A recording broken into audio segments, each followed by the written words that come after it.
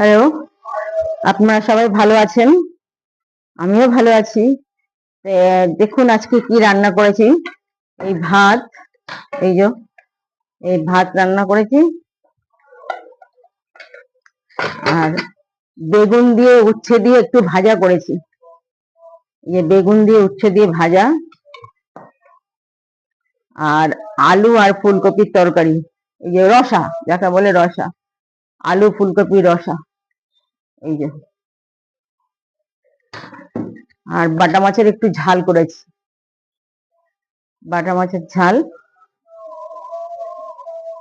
আর কিছু না, এই করব। আর এই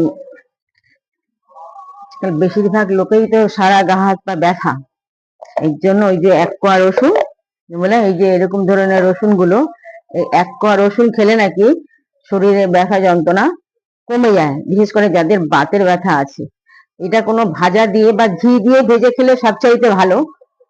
আর যদি কারোর ঘি সহ্য না হয়, তাহলে ধরুন উচ্ছে ভাজা, বেগুন ভাজা বা কুমড়ো ভাজা, আলু ভাজা, তার সাথে যদি মিশিয়ে খান, এটা ছুলে একবারে ভাতের সাথে মিক্সড করে, তাহলে আশা করি যন্ত্রণা হবে না। এটা আমি 12 মাস ইউজ করি। আমার এখন সেরকম কোনো যন্ত্রণা নেই শরীরে। মানসিক যন্ত্রণা তো সবারই আছে, কিন্তু শারীরিক সমস্যা এখন নেই বললেই চলে।